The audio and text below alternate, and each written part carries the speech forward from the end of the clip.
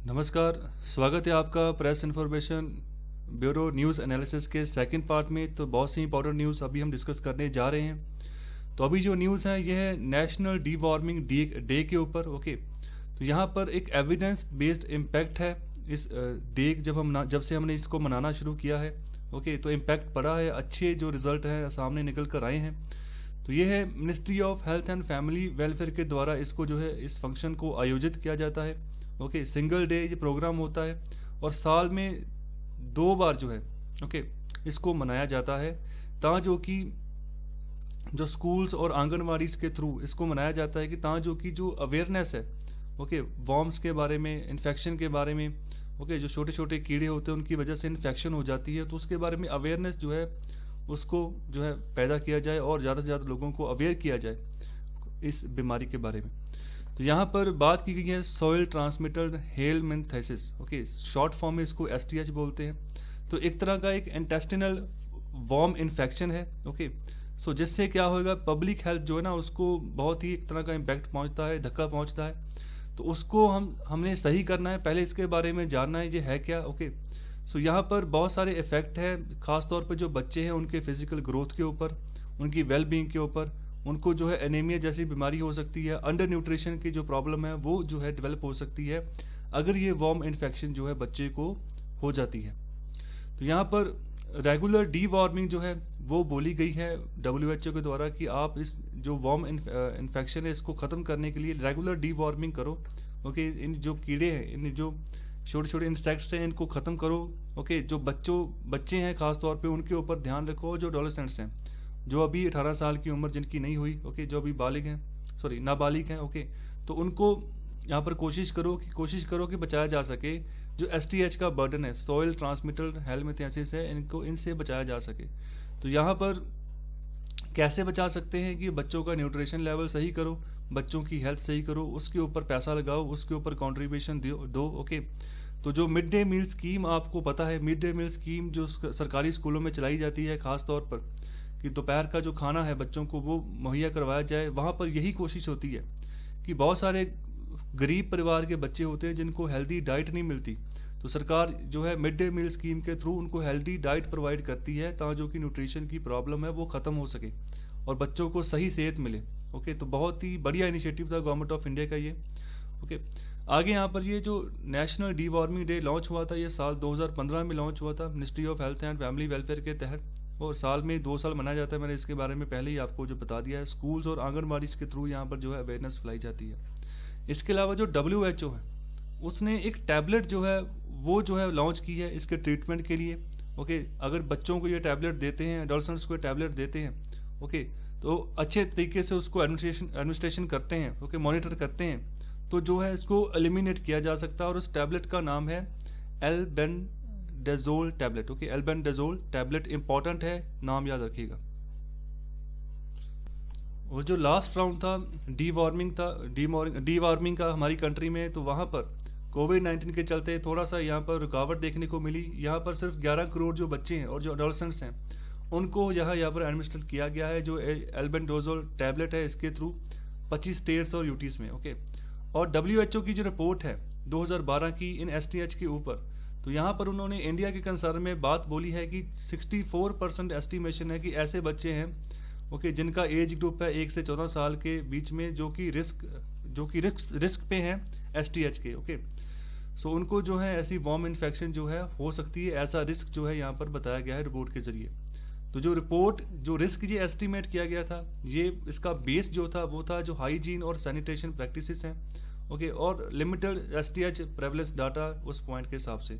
सो 2012 की रिपोर्ट है, उस समय के जो हाइजीन और सैनिटेशन जो प्रैक्टिसेस इंडिया में चलती थी उस हिसाब से उन्होंने रिपोर्ट तैयार की थी कि बच्चों को हाइजीनिक कंडीशंस भी जो है वो नहीं सिखाई जाती। ओके, पहली बात तो उनको सिखाया नहीं जाता कि आपने हाथ धोकर अपना खाना खाना है। ओके, अगर कोई भी काम अपने करना है, अपनी बॉडी को जो है स्वस्थ रखना है, ओके, इसके साथ ही जो सैनिटेशन है, ओके, उसके प्रबंध बिल्कुल सही होने चाहिए। जहाँ पर भी खराब पानी हो वो भी जो है बीमारी का घर होता है, वहाँ पर भी जो है प्रॉब्लम्स क्रिएट होती हैं। तो इन्हीं 2 चीज़ों को आधार बनाकर ये रिपोर्ट बनाई गई थी।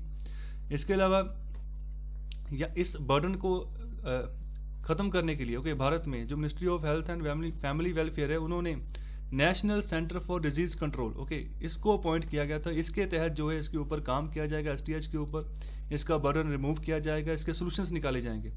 तो जो एनसीडीसी है, ये एक नोडल एजेंसी है जो कोऑर्डिनेट करती है और कंडक्ट करती है nation wide baseline STH mapping करती है, ओके। सो ये पता लगाती है कहाँ कहाँ पर इसका इम्पैक्ट है इंडिया के रीजन में, और कहाँ पर जो सबसे प्रायोरिटी के हिसाब से हमने काम करना है इस जो वॉर्म इन्फेक्शन है इसको एलिमिनेट करने के लिए। तो यहाँ पर ये अपने साथ पार्टनर बनाती है जो गवर्नमेंट एजेंसीज होती हैं, ओके। एक कंप्लीट बेसलाइन मैपिंग करती है पूरे भारत की। यहाँ पर पहले से एसटीएच ने यहाँ पर मैपिंग कर रखी है, 2016 के एंड तक जो है यहाँ पर मैपिंग जो है हो चुकी है, ओके। सो डाटा यही बताता है कि जो सरकार है, okay, for example Madhya Pradesh और तमिलनाडु में अगर बात करें, ओके, तो अलग अलग यहाँ पर डाटा शो हुए हैं। 12% जो है मध्य प्रदेश में जो यहाँ पर देखे गए हैं जो केसेस ऐसे निकले हैं, और 85% जो है तमिलनाडु में, ओके। तो ये आप देख सकते हो सबसे मिनिमम मध्य प्रदेश में, सबसे मैक्सिमम जो है तमिलनाडु में ऐसे एसटीएच के केसेस जो है निकल कर आए हैं। तो आगे थोड़ा सा डिटेल में पढ़ लेते हैं एसटीएच के बारे में। तो एसटीएच मीन्स जो इंटेस्टिनल जो वर्म्स होते हैं जो ह्यूमंस को इन्फेक्ट करते हैं, वो ट्रांसमिट होते हैं बेसिकली सॉइल से, ओके। सॉइल्स में ही ये जो मिट्टी होती है उसी में पनपते हैं। यहाँ पर जो हेलमिंथ का मतलब होता है पैरासिटिक वर्म, और इसके अलावा इनके जो नाम्स है अलग अलग, तो इसको ध्यान रखना है। जो साइंटिफिक नेम्स यूपीएससी इनके थ्रू जो है क्वेश्चन जो है उसको कॉम्प्लिकेट करने की कोशिश करता है, ओके। एस्कारिस लम्ब्राक्विडिस, ओके, ऐसा करके नाम है। इसके अलावा जो विप वर्म है उसको हम ट्राइचोरीज और ट्रिचुरिया, ओके, ट्रिचुरा ऐसा करके नाम उसको हम दे रहे हैं। तो इसी तरह हुक वर्म है, उसका भी जो है नाम साइंटिफिक नेम है अलग अलग, उसको आप यहाँ से पढ़ सकते हैं। तो थोड़ी सी यहाँ पर प्रोनाउंसिएशन टफ है, तो आई होप आप यहाँ पर इसको अच्छे से समझ लेंगे।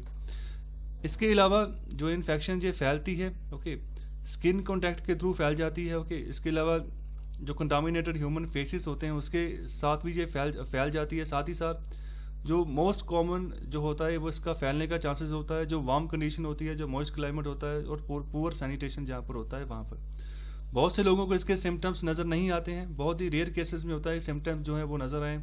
सिम्टम्स भी जो होते हैं जैसे कोविड-19 के जैसे सिमिलर हैं, जैसे स्टमक पेन, जहाँ डायरिया, ओके, सॉरी यहाँ पर सिमिलर नहीं है, उसके थोड़े अलग है। यहाँ पर जो सिम्टम्स हैं वो है स्टमक पेन, डायरिया और रेक्टल प्रोलैप्स, ओके। तो ये सिम्टम्स यहाँ पर होते हैं। सो कोविड-19 के सिम्टम्स को सबको पता होने चाहिए कि अभी कोल्ड आने वाला है, तो कोल्ड से ही ये बीमारी शुरू हुई थी। सबसे बड़ा सिम्टम ही इसका ये है कि कोल्ड जो है इंसान को होना शुरू हो जाता है, फिर बुखार होना शुरू हो जाता है, फिर खांसी। तो ऐसे सिम्टम्स यहाँ पर आने जब शुरू हो जाएं तो वहाँ पर जो है कोविड-19 की संभावना होती है। लेकिन जब मौसम बदलता है, जब सर्दियाँ की शुरुआत होती है तब भी ऐसा होता है, तो इसमें थोड़ा सा फ़र्क भी है, इसको भी ध्यान में रखना है।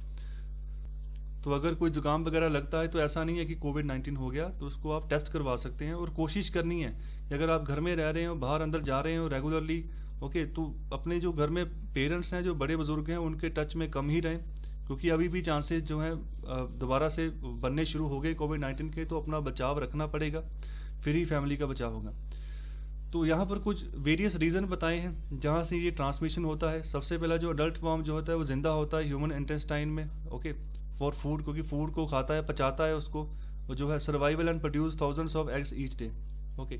इसके अलावा eggs are passed in faeces of infected person, okay, वहाँ पर एग्स चले जाते हैं जो इन्फेक्टेड पर्सन होता है, तो फिर क्या होता है वो उसके कॉन्टैक्ट में दूसरा बंदा आता है उसको भी लग जाता है। Infected people who defecate outdoor spread worm eggs into the soil. So वो मिट्टी में जब जाता है तब वो मिट्टी से क्या होता है, जब बच्चे वगैरह वहाँ पर नंगे पैरी खेलते हैं, ओके, नंगे पैर जब खेलते हैं तो वहाँ पर क्या होता है वो मिट्टी के थ्रू उनके बच्चों के सामने जो है कॉन्टैक्ट में ये वायरस आ जाता है, ओके। तो तब से जब उनके अंदर जाता है, जब पानी पीते हैं वही हाथ से वो पानी पीते हैं, खाना खाते हैं, तो वो अंदर चली जाती है बीमारी। तो यहाँ पर यही बात बोली गई है, इस तरीके से जो है ये बीमारी जो है, ये इन्फेक्शन जो है स्प्रेड हो जाती है। तो यहाँ पर ये भी बात ध्यान में रखती होती है कि जो वेजिटेबल जिनको केयरफुली कुक ना किया जाए, वॉश ना किया जाए, ओके, जहाँ अच्छे से उसको छीला नहीं गया, तो वहाँ पर भी ये इसके चांसेस हैं, ओके। तो इन जेस्टर जो हो जाता है यहाँ पर। साथ ही साथ जो वाटर रिसोर्सेज जहाँ पर कंटामिनेटेड हो जाए, जहाँ पर इसका कोई भी धूल चली जाए, और जो बच्चे जो प्ले ग्राउंड में जो खेलते हैं, मिट्टी में खेलते हैं, अपने हाथ वगैरह नहीं धोते हैं, तो उनको भी ये यहाँ पर बीमारी फैलने की दिक्कत है। सो आगे जो न्यूज़ है ये भी बहुत इंपॉर्टेंट है। 6th India international science festival जो है ओके, वर्चुअली फॉर्मेट में जो है हेल्ड होने जा रहा है। इसको मनाया जाएगा 22 से 25 दिसंबर के बीच में। तो यहाँ पर जो है इंडिया का जो साइंस एंड टेक्नोलॉजी इनोवेशन है वो जो है उसका रिफ्लेक्शन जो है पूरे वर्ल्ड को मिलेगा। सो आत्मनिर्भर भारत के तहत जो है ये एक बड़ी ही अचीवमेंट है, बहुत बढ़िया एक हम कह सकते हैं कि फॉर्मेट है, जिससे आने वाले समय में जो इंडिया का साइंस प्रोजेक्ट्स हैं इंडिया के, उनको और डेवलपमेंट जो प्रमोशन मिलेगी। सो ministry of science and technology के तहत ये IISF 2020 जो है ऑर्गेनाइज किया जाएगा वर्चुअल प्लेटफॉर्म के ऊपर। ओके, सो यहाँ पर जो CSIR है, ओके, वो जो है इसको स्पेयर हेड करेगा with the support of other concerned ministries and departments. So पहला और जो दूसरा IISF वो हुआ था वो न्यू दिल्ली में हुआ था, तीसरा चेन्नई में हुआ था, चौथे वाला लखनऊ में, और जो फिफ्थ है वो IISF वो जो हेल्ड हुआ था वो हुआ था कोलकाता में। तो यहाँ पर जितने भी IISF हुए हैं उन्होंने एक इमेंस रिस्पॉन्स जो है लोगों से यहाँ पर जनरेट किया है, खासतौर पर जो भारत के लोग हैं और जो बाहर से जो इंडिया के बाहर के लोग हैं, ओके, उनके द्वारा मतलब उन्होंने अच्छे से अप्रिशिएट किया है कि जो यहाँ पर साइंस के ऊपर डेवलपमेंट हो रही है, अच्छे से आगे जो है इंडिया आगे बढ़ रहा है। तो आगे बात कर रहे हैं। सो आगे बोल रहे हैं कि IISF जो है एक एनुअल इवेंट है, हर साल एक बार इसको मनाया जाता है जॉइंटली साइंस एंड टेक्नोलॉजी, और इसके साथ जो भी रिलेटेड मिनिस्ट्रीज एंड डिपार्टमेंट होती है उनको साथ में मिलाकर जो है इस इवेंट को जो है मनाया जाता है गवर्नमेंट ऑफ इंडिया के द्वारा और विजनाना भारती विभा के द्वारा। ओके, सो IISF जो है एक फेस्टिवल है जो सेलिब्रेट करता है जो भारतीय साइंटिफिक और टेक्नोलॉजी एडवांसमेंट में जो अचीवमेंट्स होती हैं स्टूडेंट्स के द्वारा, इनोवेटर्स के द्वारा, craftsman, farmers, scientist, technocrats from India and abroad. Okay, ये सभी जो है यहाँ पर पार्टिसिपेट करते हैं। सो इन सभी के द्वारा जो भी अचीवमेंट्स जो इनोवेशन होती हैं उनको यहाँ पर जो है सराहा जाता है, अवार्ड्स यहाँ पर दिए जाते हैं। तो यहाँ पर जो विजनाना भारती यहाँ पर जो एजेंसी यहाँ पर वर्ड यूज़ किया गया इंपॉर्टेंट है। UPSC जो है क्वेश्चन में पूछ सकता है कि IISF जो है जॉइंटली गवर्नमेंट ऑफ इंडिया और किसी और ऑर्गेनाइजेशन का नाम यहाँ पर रख दिया जाएगा, तो यहाँ पर थोड़ा सा ध्यान रखकर चलना है। सो IISF जो है एक्सपेक्ट करता है पार्टिसिपेशन हो लार्ज नंबर ऑफ साइंटिस्ट अलग अलग जो इंस्टीट्यूशन है इंडिया के, अब्रॉड से यंग पीपल आगे आए, और several events are expected to lined up on various themes before and during IISF 2020। So ये जो न्यूज़ है ये है इंडिजिनियसली एक सॉफ्टवेयर डेवलप किया गया है। सो एक सोल्यूशन निकाला गया है VTS और VTMS के लिए। सो ये मिनिस्ट्री ऑफ शिपिंग से न्यूज़ है। सो VTS का मतलब होता है वेसल ट्रैफिक सर्विसेज और VTMS का मतलब है वेसल्स ट्रैफिक मॉनिटरिंग सिस्टम। तो देखिए जब भी कोई शिप आता है बाहर से तो शिप के लिए यहाँ पर वर्ड यूज़ किया गया है वेसल। ओके, तो शिप जो भी आता है उनकी जो ट्रैफिक्स है उनको जो है मेंटेन करके चले, वहाँ पर अच्छी सर्विस प्रोवाइड करें। तो यहाँ पर ये दोनों सिस्टम को जो यहाँ पर यूज़ किया जाता है। ओके, एक सर्विस प्रोवाइड करता है, दूसरा उनकी जो ट्रैफिक है उनको मॉनिटर करता है कि ट्रैफिक इतनी ज़्यादा ना पोर्ट्स पे हो जाए जहाँ जो कि मैनेज करना टफ हो जाए। तो कहाँ पर किस पोर्ट के ऊपर कहाँ पर किस एरिया पर जो है किस वेसल को जो है वहाँ पर लगवाना है। ओके, तो यहाँ पर ये सारे मॉनिटरिंग सिस्टम जो है यहाँ पर काम करते हैं। तो वहाँ पर एक और डेवलपमेंट की गई, इसको और इम्प्रूव करने के लिए एक इंडिजीनियस सॉफ्टवेयर सोल्यूशन जो है वो निकाला गया है। तो यहाँ पर VTS और VTMS जो है ये सॉफ्टवेयर है जो डिटरमाइन करते हैं वेसल की position, okay, position of other traffic और meteorological hazard warnings and extensive management of traffic within a port और वाटरवे। सो चाहे कोई वाटरवे है चाहे कोई पोर्ट है, तो वहाँ पर चाहे कोई वेदर कंडीशंस कैसी रहेंगी उसकी वार्निंग भी अगर देनी हो वेसल्स को तो ये वहाँ पर वार्निंग देने का भी काम करते हैं। और जो ट्रैफिक आती है अलग अलग शिप्स की उसको भी मैनेज करते हैं, उनकी पोजीशंस को जो है टैकल करके चलते हैं कि कहाँ पर किस किस वेसल की पोजीशन है। अगर किसी ऐसी पर्टिकुलर पोजीशन पर वेसल है जहाँ पर अभी कुछ घंटे बाद कोई स्टॉर्म आने वाला है तो उसको पहले से ही आगाह कर दिया जाता है कि जहाँ तो वो पीछे हट जाए या फिर जो है किसी एक जगह पर रुक जाए। ओके, तो ता जो भी स्टॉर्म वगैरह आता है उसका कोई इम्पैक्ट जो है उसके ऊपर ना हो, क्योंकि जो जब भी स्टॉर्म आता है शिप जो है अपना जो है रहता तो पानी के सतह के ऊपर ही है, लेकिन फिर भी जो है वहाँ पर फ्लक्चुएशंस आनी शुरू हो जाती हैं तो इम्पैक्ट पड़ता है जो भी वहाँ पर अंदर वर्कर होते हैं। तो इसका पूरा जो जिम्मेदारी होती है वो शिप का जो कैप्टन होता है उसकी होती है कि शिप का जो संचालन है वो सही ढंग से हो। तो यहाँ पर ये जो VTS और VTMS सिस्टम है, ये सॉफ्टवेयर है, ये मदद करते हैं। ओके, ऐसे ही जो अलग अलग शिप्स आते हैं उनकी। सो जो VTS है वो कंट्रीब्यूट करता है safety of life at sea. Okay, दूसरा safety and efficiency of navigation and protection of marine environment. So ये चीज़ ध्यान रखता है खासतौर पे जो शोर एरियाज है, जैसे जो वर्क साइट्स है, खासतौर पे जो ऑफशोर इंस्टॉलेशंस हैं, और जो पॉसिबल एडवर्स इफेक्ट होते हैं मैरीटाइम ट्रैफिक के, इन सबको जो है टैकल करके चलता है BTS.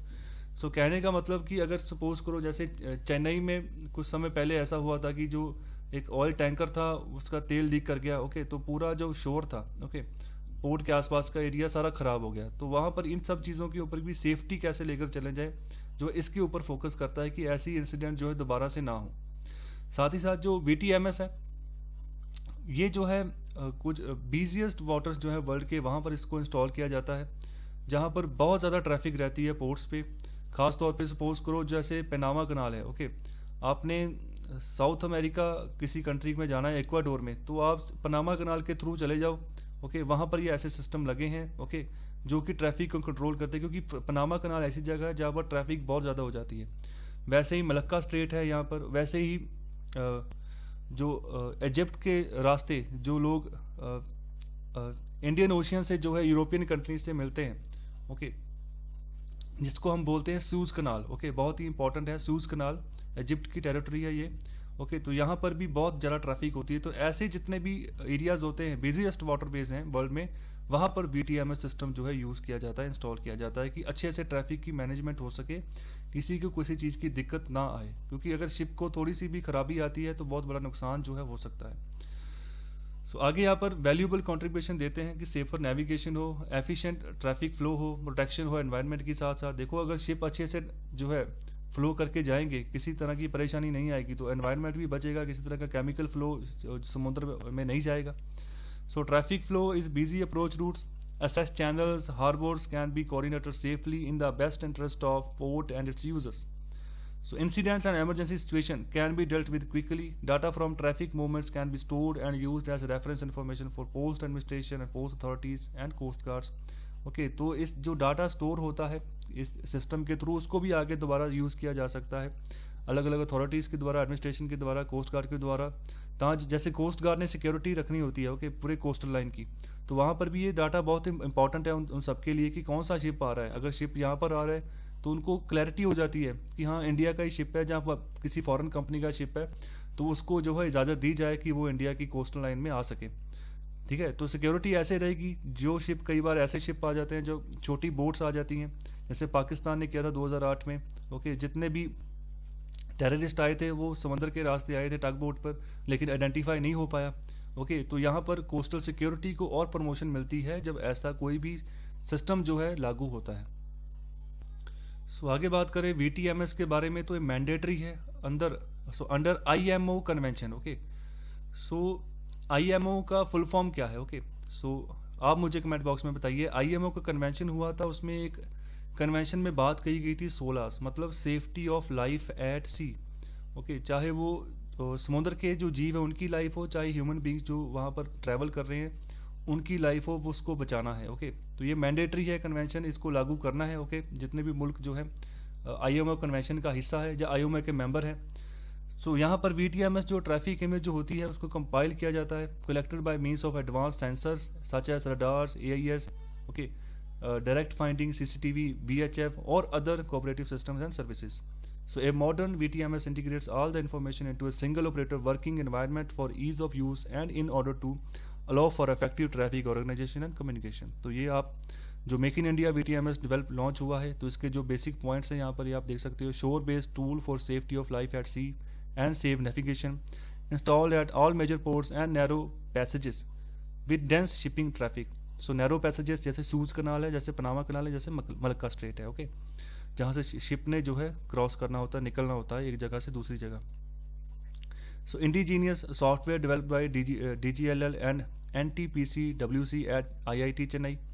So self reliance and huge saving in foreign exchange of and imports. तो शिपिंग मिनिस्ट्री ने ही जो IIT चेन्नई है उसको 10 करोड़ रुपए की राशि जारी की थी कि इस प्रोजेक्ट के ऊपर काम करो, तो अभी सफल हुए हैं और इसको जो है minister of state for shipping के द्वारा जो है लॉन्च कर दिया गया है। तो आई होप आपको लेक्चर अच्छा लगा है। जो भी इंपॉर्टेंट फैक्ट्स थे मैंने यहाँ पर डिस्कस किए हैं, ओके। तो ये आईएमओ का जो कन्वेंशन है इंपॉर्टेंट है, इसको ध्यान में रखना है, ओके। ये मैंडेटरी कन्वेंशन है, ओके।